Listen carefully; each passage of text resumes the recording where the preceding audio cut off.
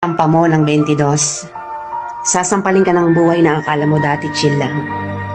Malalaman mo na yung mga salitang hindi pinupulot ang pera, na dati ay naririnig mo lang sa mga magulang mo. Magtatrabaho ka, magbabayad ng tubig at kuryente. Tapos trabaho ulit, paulit-ulit. Mamimiss mo yung batang ikaw, musmos, walang alam sa mundo. May mga gabing bibilangin mo ang oras ng tulog mo kasi akala mo makakatulong ito. Gigising ka para kumayod, umanap ng pera. Perang akala mo sapat na. Pero dahil salat ka, wala kang magagawa kung hindi tanggapin ang katotohanang ganito ang buhay. Katotohanang dahil malaki ka na, malaki na rin ang bigat na papasanin mo.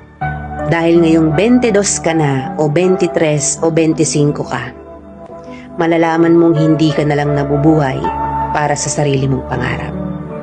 Real talk.